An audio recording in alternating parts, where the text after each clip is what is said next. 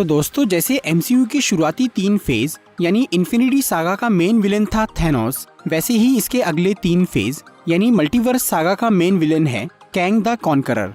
और एंटमैन की तीसरी फिल्म से ये विलेन अब पूरी तरह हमारे सामने आ चुका है।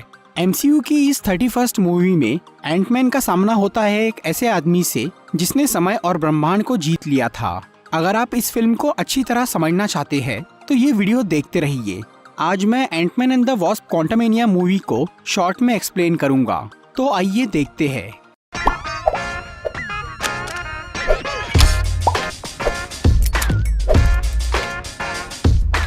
ये कहानी है नेथनियल रिचर्ड्स नाम के एक साइंटिस्ट की, जिसे कैंग के नाम से भी जाना जाता है। उसने मल्टीवर्स के बारे में पता लगाया था और दूसरे यूनिवर्स में जाने का तरीका ढूंढ लिया था।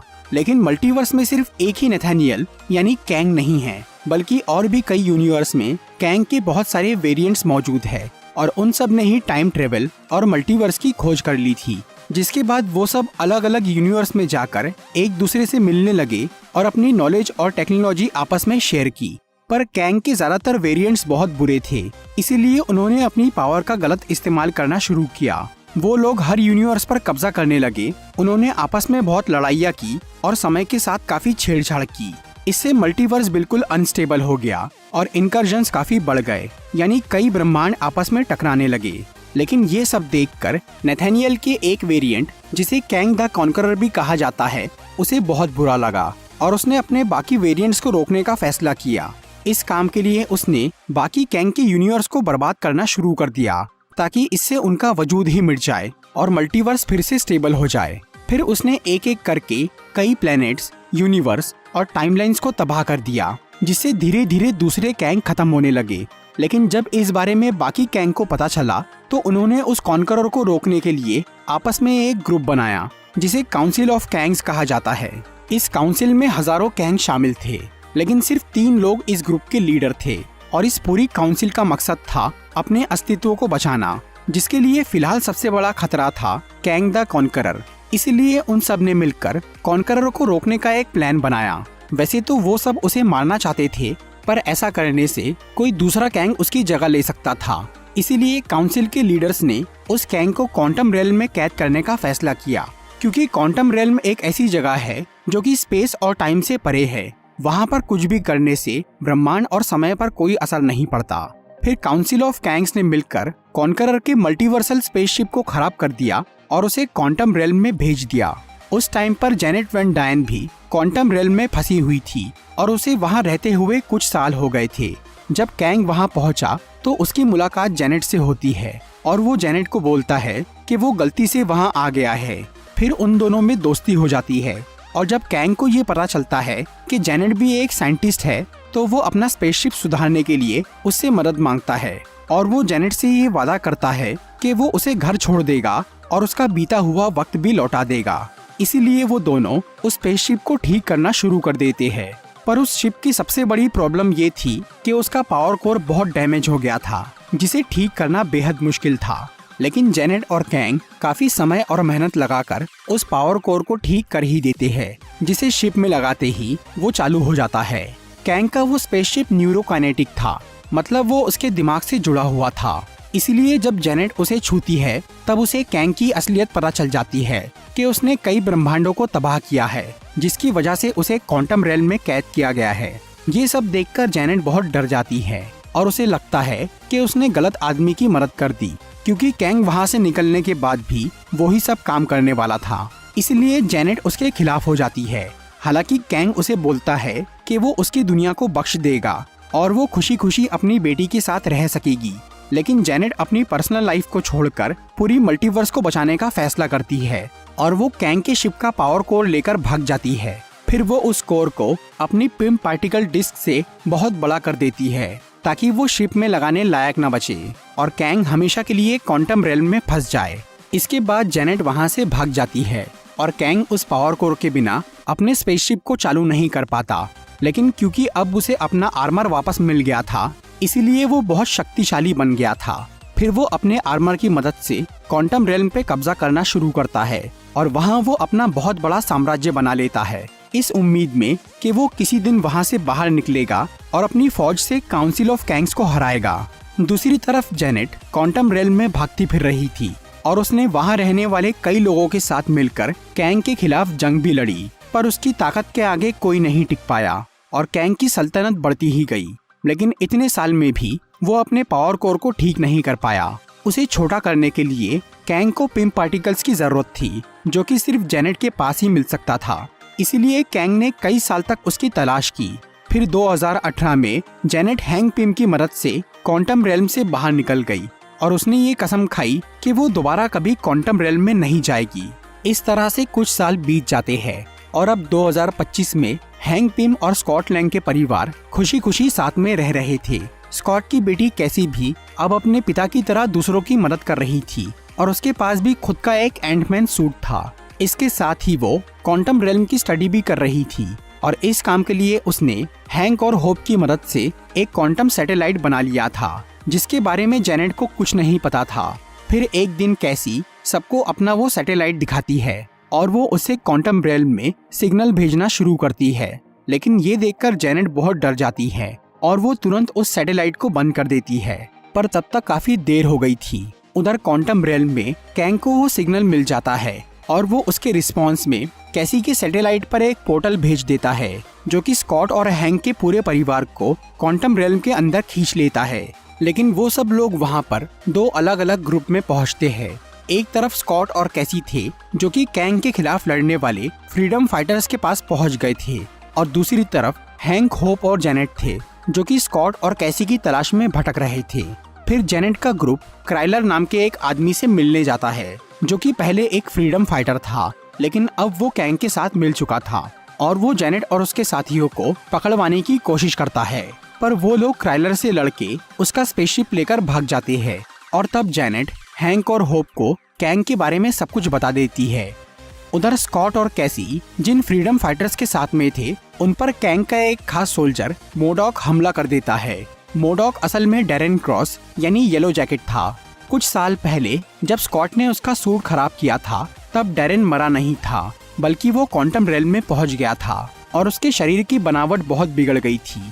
तब कैंग ने उसकी मदद की और उसे बना दिया mechanised organism designed only for killing यानी मोडॉक। तब से वो कैंग के लिए काम कर रहा है।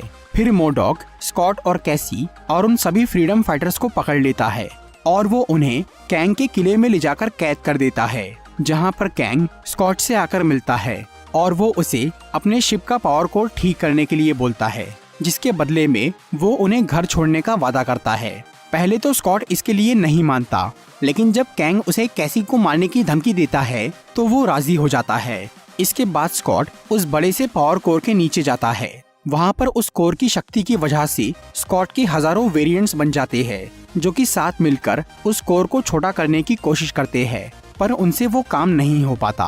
तभी हैंक, होप और जेनेट स्कॉट को ढूंढते हुए उस जगह पर पहुंच जाते हैं और फिर होप वहां जाकर स्कॉट की मदद करती है और वो दोनों मिलकर अपनी पिम पार्टिकल डिस्क से उस पावर कोर को बिल्कुल पहले जैसा छोटा कर देते हैं। वो लोग उस कोर के बदले में कैसी को छुड़वाने वाले थे, लेकिन कैंग उनसे वो कोर छीन लेता है और वो कैसी को छोड़ने से मना कर देता है।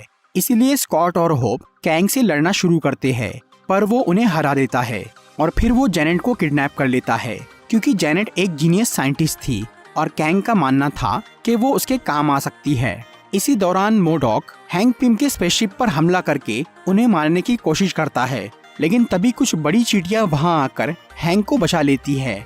जब स्कॉट और बाकी सब लोग क्वांटम रेल्म में गिरे थे, तब हैंक की वो चींटियां भी वहां पहुंच गई थी और वो क्वांटम रेल्म के एक ऐसी फील्ड से गुजरी कि कुछ ही देर में वो चींटियां बहुत ज्यादा विकसित हो गई। फिर वो चींटियां हैंक को बचाती है और हैंक जाकर स्कॉट और होप से मिलते हैं और वो सब लोग कैंग को रोकने के लिए उसके किले की तरफ निकल जाते हैं।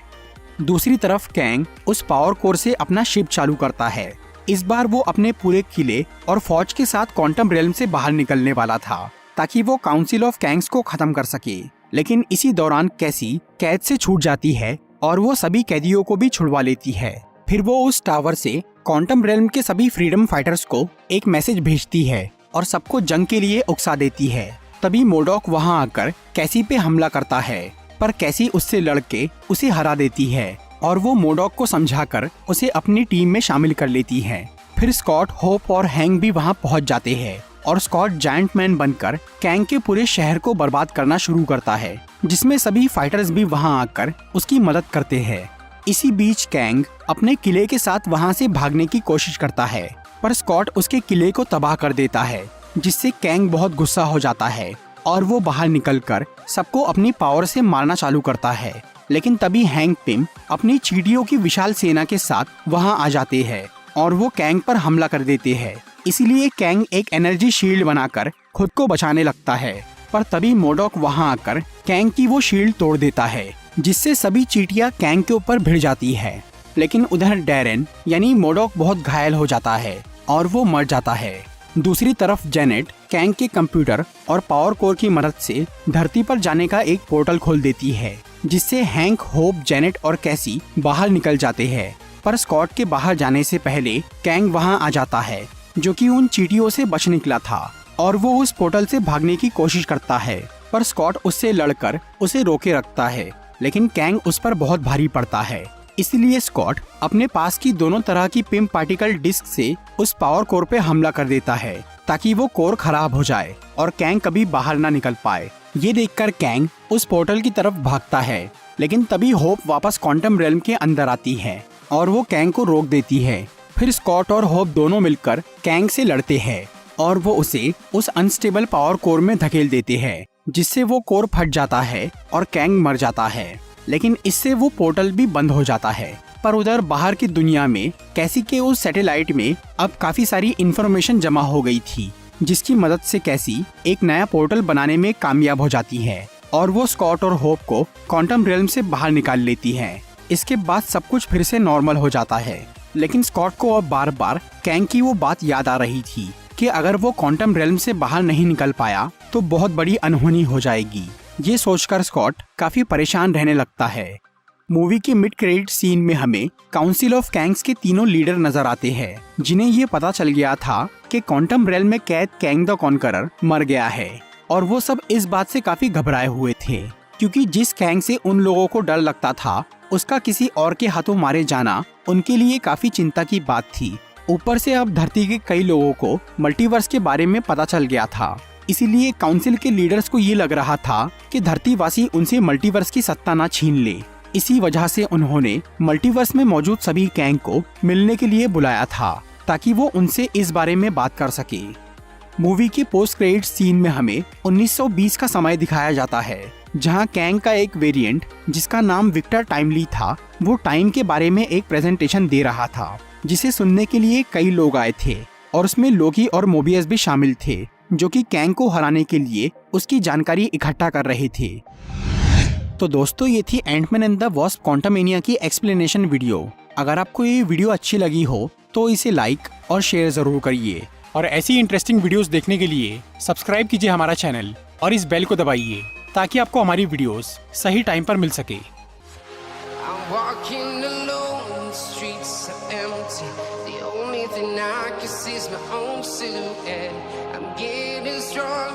Step by step, the clock is ticking, but there's no time for me.